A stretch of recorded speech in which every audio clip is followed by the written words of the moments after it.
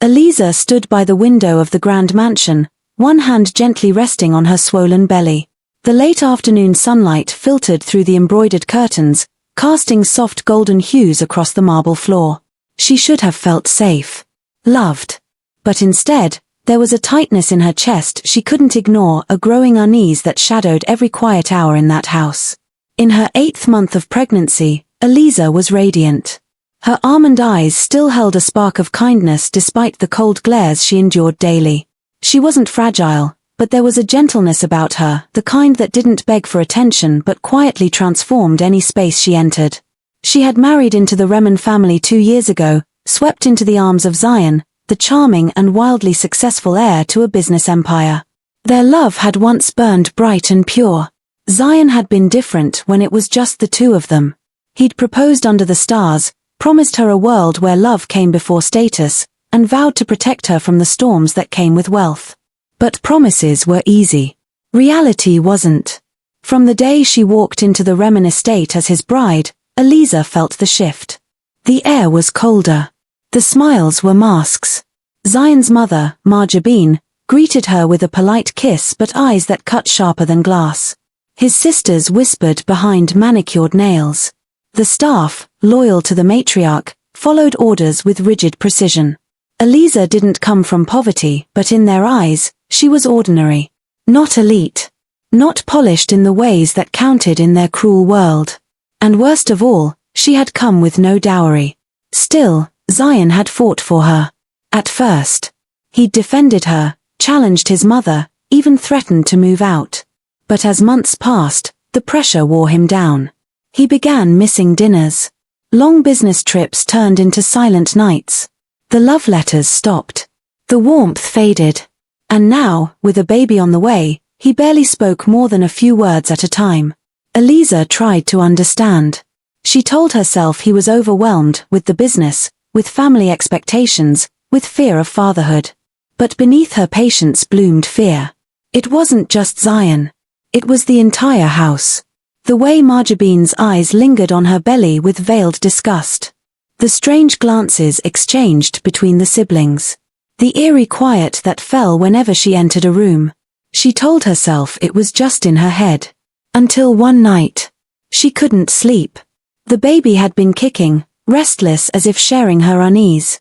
She wandered the hall for a glass of water and paused when she heard voices from the drawing room. The door was slightly ajar. Inside, Marjabine was seated with Zion's older sister, Sophia. "She's weakening him," Sophia said, her voice clipped. "This child, her child, will destroy everything." "It's not his child I'm worried about," Marjabine replied coldly. "It's her. I should have never allowed her in. She's a curse." "She won't leave willingly," Sophia muttered. "She won't need to," Marjabine said sharply. "She won't be here when the baby arrives." Silence. Then soft laughter, low and chilling. Eliza backed away slowly, her heart pounding against her ribs. Her throat tightened.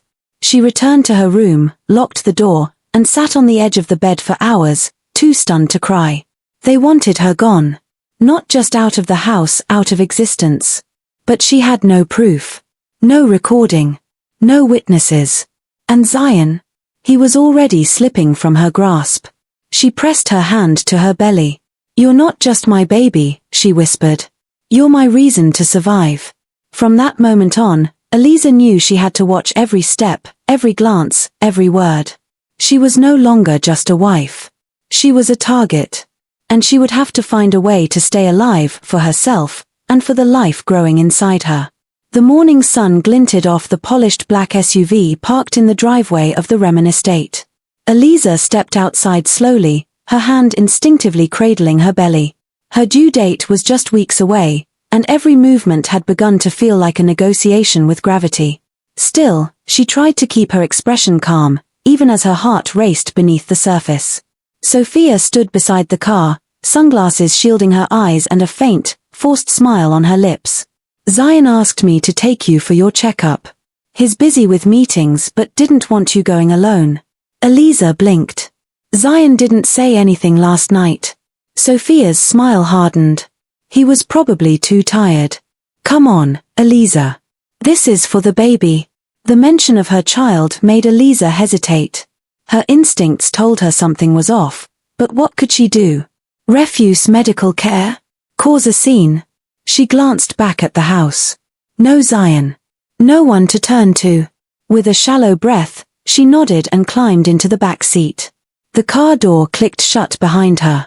She reached for the handle and paused. No latch. No button. It was locked from the outside. Sophia got in the front passenger seat beside the driver, another relative, Zion's cousin, Faison. Neither of them looked at her.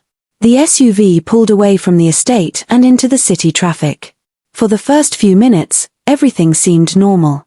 Eliza looked out the window, hands on her belly, whispering soft prayers.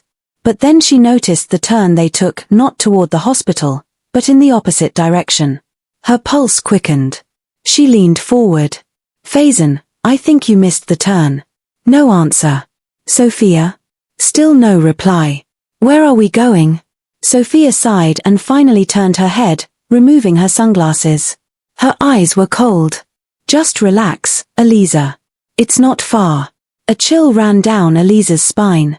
She tried the door again. Still locked. The car began veering off the paved roads and into a less familiar area, sparse traffic, dry brush, abandoned buildings. The city faded behind them. Please stop the car, Eliza said, voice rising. I'm pregnant. If something happens. Sophia turned around in her seat, her face expressionless. Exactly. You're pregnant. And that's the problem. Eliza froze. The car pulled off the road completely and into a dirt clearing surrounded by dry, wild shrubs. No homes. No people. Just silence and wind. Faison cut the engine. Before Eliza could scream, both of them stepped out, slamming the doors shut. She banged on the window. Let me out. What are you doing? Sophia, please. The baby. They didn't respond. From the back of the SUV, Faison retrieved 2 plastic jerry cans. Eliza's breath caught in her throat. Gasoline. No, she whispered. Please no, you can't. She pounded on the window, frantic. Help. Somebody help me. Sophia walked slowly around the car, pouring gasoline in a wide circle. Faison doused the rear tires and the trunk. Eliza's cries grew louder, more panicked. The baby shifted violently inside her, reacting to the terror flooding her system. Her fists bruised against the glass. You'll ruin everything, Sophia muttered, barely loud enough for Eliza to hear. You don't belong. You were never meant to. Eliza's voice cracked. Let me go. I'll disappear. I swear. I'll leave and never come back, just don't hurt my baby. Sophia paused at the driver's side. She looked at Eliza one last time, not with hate, but with terrifying indifference. Then she struck a match. Time slowed. Eliza saw the flame dance against the matchstick, tiny, beautiful, final. Sophia dropped it into the gas-soaked ground. Thwump. The circle of fire ignited instantly, leaping up with a hiss that turned into a roar. The heat swelled. Smoke curled in through the vents. The glass fogged with firelight. Eliza screamed raw, primal, desperate. The car became a furnace. She kicked the door. Punched the window. Her vision blurred from smoke and tears. She screamed her baby's name, though she hadn't even chosen one yet, as if willing the child to hear her from inside. And then, just as her lungs began to collapse, and her vision darkened, a sound tore through the chaos. A thud. Then another. The rear window shattered as a crowbar slammed through it, followed by a pair of arms, strong, blistered, frantic.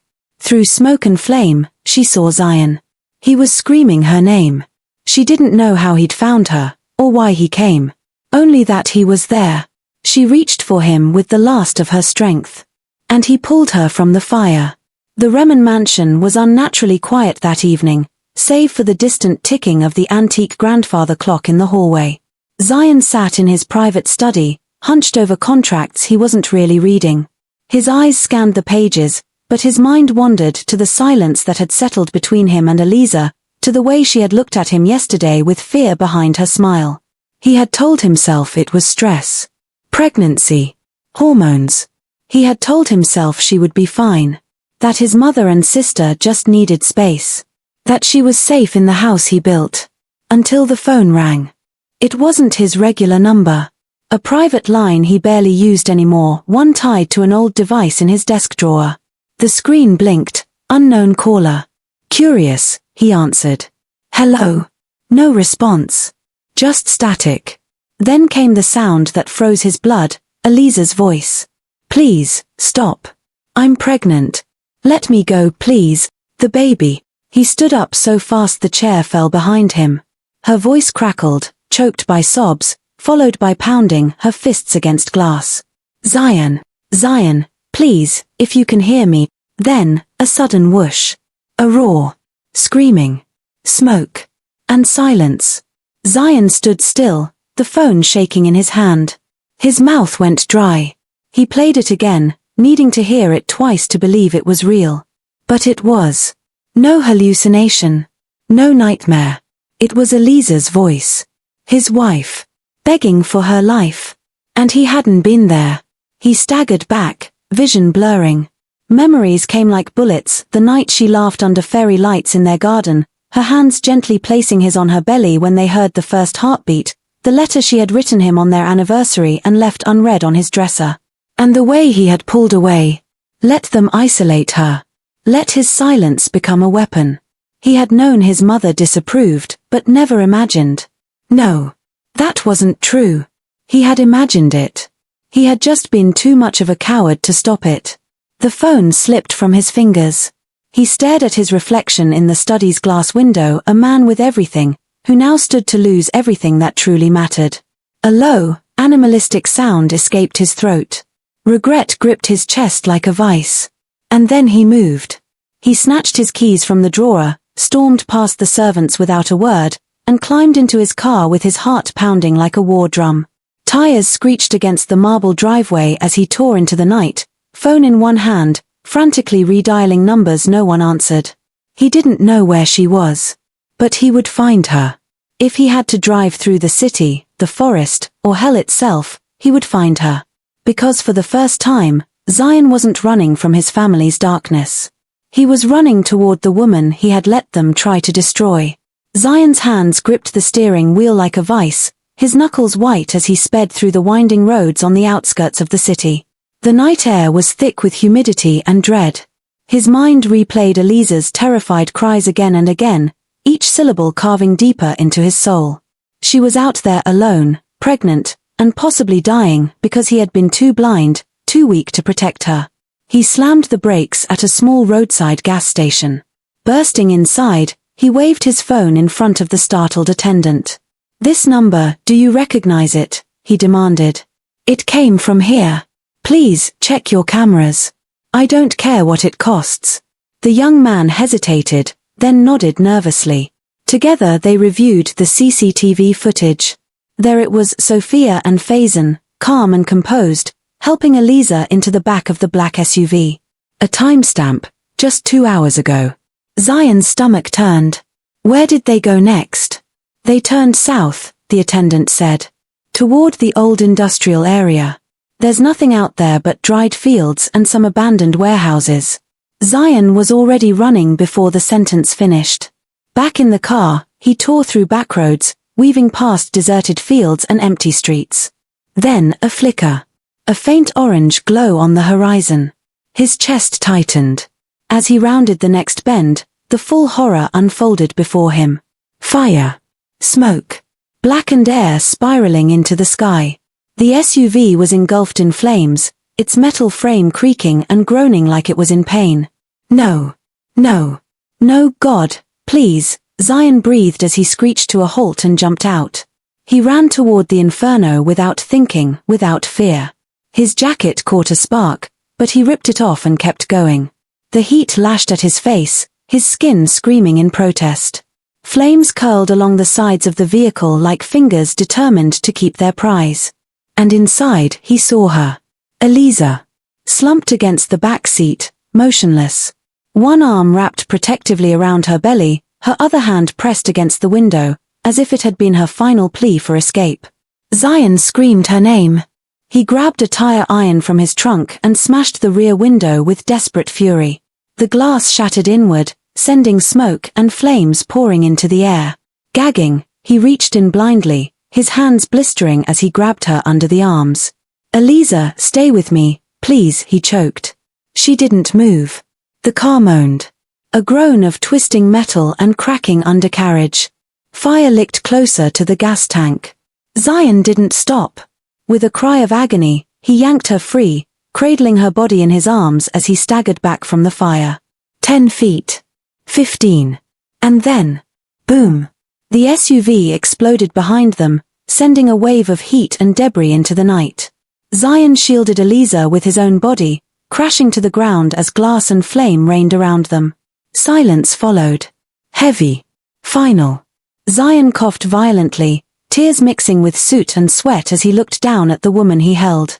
Her face was scorched, her lips cracked. But he felt the faintest breath on his neck. A flutter, soft and real. She was alive. He pulled her closer, his voice trembling. "I'm sorry. I'm so sorry, Eliza. I should have protected you. I should have fought for you." His hand trembled as it pressed against her belly. There, a soft kick, a sign of life. "I'm here now," he whispered. "I won't leave you again. Ever." Sirens wailed in the distance, but Zion didn't move. He held Eliza like a man who had lost everything, and just found the only thing that mattered. The ambulance raced through the sleeping city, its sirens screaming through the silence like a desperate prayer. Inside, the air was thick with urgency. Paramedics worked frantically over Eliza's body, inserting 4 lines, applying oxygen, checking fetal monitors. Her skin was blistered, her breathing shallow, but her pulse, though weak, was still there. Zion sat beside her stretcher, his own arms red with burns, his lungs aching from the smoke. A medic tried to place an oxygen mask on him, but he shoved it away. "I'm fine," he rasped. "Help her." They reached the hospital within minutes. A trauma team was already waiting. As Eliza was wheeled away through a pair of swinging doors, Zion tried to follow. "You need treatment," a nurse said, grabbing his arm. "I'm not leaving her. We have to treat your burns." "Then do it here," he growled. "Right here. But I'm not leaving this hallway." Reluctantly, they wrapped his hands and arms where they could, injecting fluids and tending to his injuries as best they could without moving him from the corridor. He winced, but refused the painkillers. "If I pass out, she'll be alone," he whispered. "I can't let that happen again." Hours passed. The sky began to lighten, a soft blush of dawn touching the edges of night. Zion sat in a hard chair outside the ICU, blood and ash still smeared on his clothes. His hands were wrapped, but shaking. Every time a doctor emerged, his breath caught. Finally, a female physician approached. "She's stable, for now," she said gently. "We've sedated her into a medically induced coma to help her body recover. The baby's heart rate dropped briefly but is now steady." "That's a miracle, Mr. Remen." Tears burned his eyes. He nodded, unable to speak. They allowed him into the room an hour later. Eliza lay motionless, tubes and monitors surrounding her. Her face was pale, her hair singed at the ends. Yet even like this, she looked peaceful. Brave. He pulled a chair close and took her hand in his carefully, mindful of the wires. Her fingers were warm, though limp. "I don't deserve to be here," he whispered. "But I am. And I'm not leaving." From the pocket of his smoke-scorched coat, he pulled a folded envelope. It was creased and stained, a letter Eliza had written him during her 2nd month of pregnancy. He had found it in his drawer, unopened, weeks ago. And like everything else she had given him, he had ignored it. Now, he unfolded it with trembling hands. "Zion, I don't know if you'll read this. Maybe by the time you do, we'll be okay again. Or maybe we'll be farther apart. But I want you to know I never married you for your wealth. I married you because you saw me. Really saw me. I hope you'll see me again one day. And see our child the way I do, as a blessing, not a burden." Zion closed his eyes, the ache in his chest unbearable. "I see you now," he whispered, tears sliding down his cheeks. "God help me, Eliza. I see you now." A soft beep echoed from the fetal monitor. Zion looked up. The baby's heartbeat had quickened, strong, steady, rhythmic. He placed his unwrapped hand gently on Eliza's belly, smiling through his pain. "I'm right here," he whispered to their unborn child. "You're not alone. Neither of you ever will be again."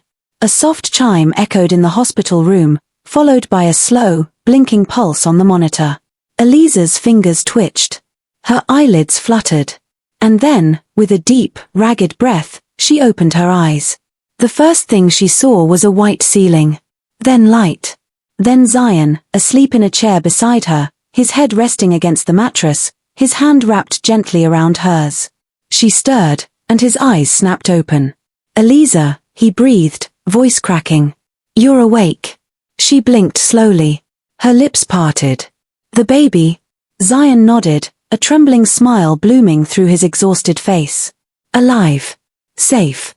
Our baby's okay." Her tears came instantly, silent but heavy. And Zion broke beside her, laying his forehead against her arm as he wept into her skin. A few hours later, doctors came in. She had survived smoke inhalation, second-degree burns, and dehydration, but she would recover. And so would her baby, now stable and still growing inside her. The danger had passed, but the wounds, both physical and emotional, would take time to heal. The next day, the police arrived. Zion met them in the hallway with a voice steadier than it had been in weeks. He handed over the phone, the one that had recorded Eliza's cries, her begging, the roar of the flames. He gave them the CCTV footage from the gas station. And then, he told them everything. "I want this documented," he said. "Every word. Every lie.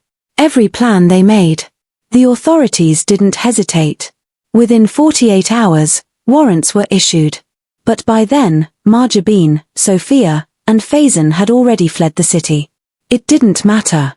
Their names were plastered across television screens, social media, and news headlines. Millionaire's family accused in attempted murder of pregnant wife. House of Fire, the Remen family scandal erupts nationwide. It was impossible to hide. 3 days later, they were caught at a private airstrip on the border, trying to flee the country under false names. They were arrested on the spot and extradited back to face justice. And the trial began. The courtroom was packed. Reporters camped outside for hours. Every seat filled with journalists, activists, and victims of domestic abuse who saw Eliza as a quiet symbol of survival.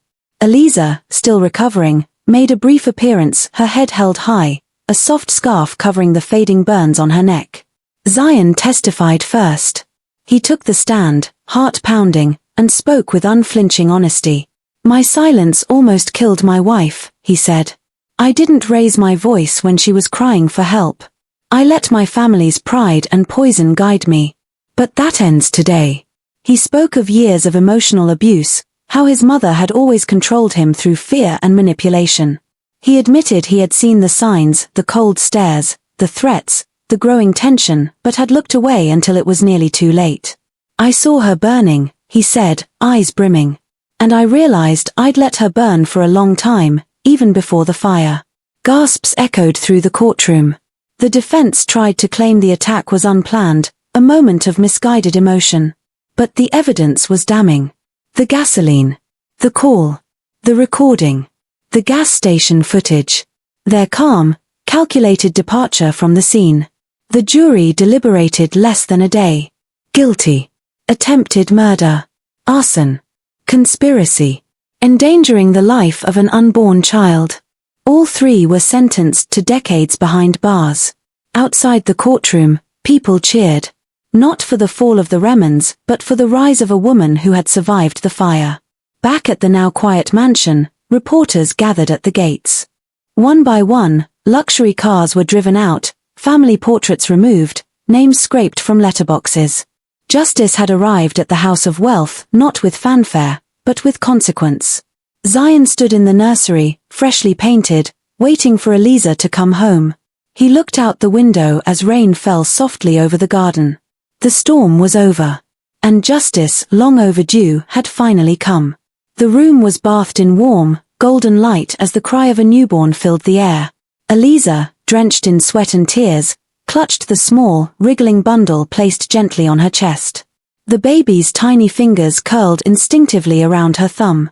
Her skin was soft, her lungs strong. A girl, the nurse whispered, smiling. You have a daughter. Eliza looked down, eyes wide with awe.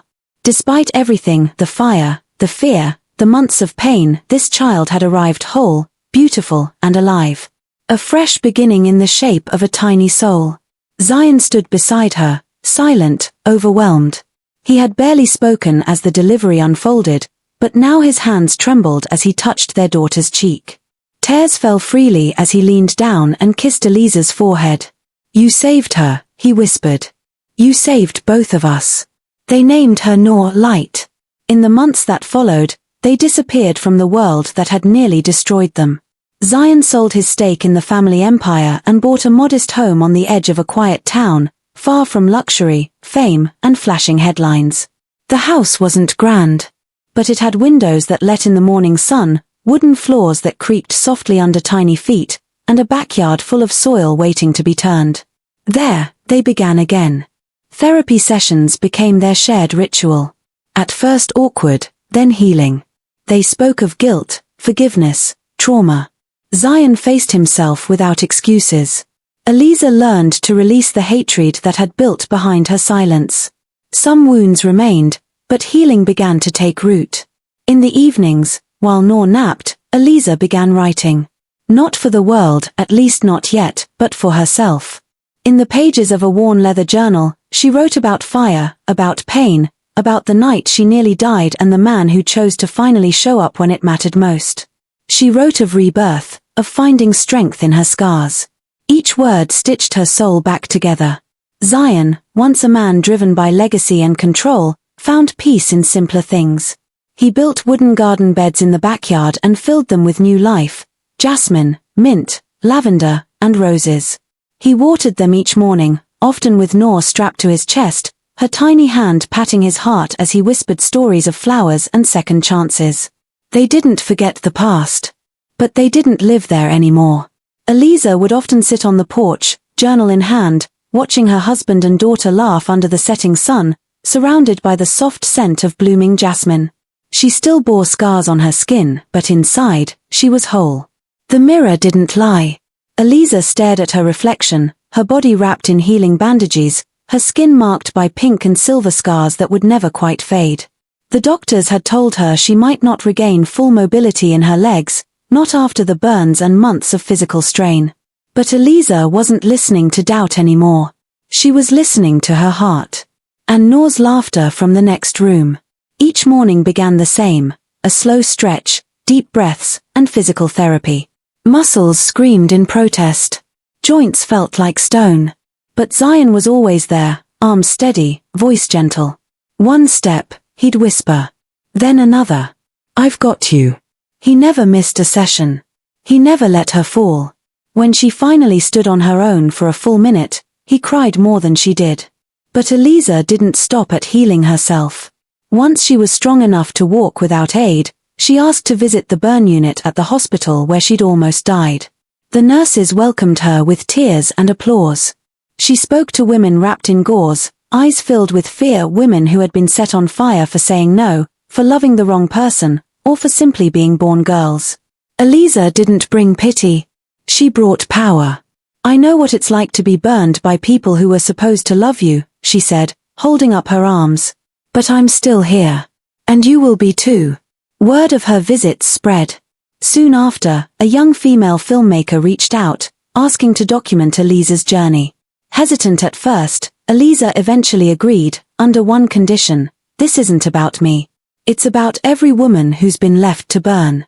The documentary, titled The Woman in the Flames, debuted online and went viral within days. It showed real footage of her walking again for the first time, holding Noor, planting roses with Zion, speaking at shelters, crying in therapy, laughing through the pain. It wasn't polished. It was raw. And the world fell in love with her courage. Then came the moment Eliza would never forget. A new women's recovery center opened on the edge of the city, funded by anonymous donors, but inspired by one story. They invited her to cut the ribbon. She almost said no. But that morning, As Noor clutched her finger and babbled nonsense like it was the most important language on earth, Eliza smiled. She dressed in a soft pink scarf, held her daughter close, and walked into the center without help. Inside, the walls were covered in art, hopeful, colorful, bold. And on the largest wall near the entrance, a mural towered, a great phoenix rising from blackened ash, its wings outstretched in fiery gold and crimson. Below it, the words, "She didn't rise because she wasn't broken. She rose because she chose not to stay burned." Eliza stared for a long moment, then kissed Noor's forehead. She didn't cry. She didn't tremble. She just smiled. Because that day, she didn't just walk. She rose.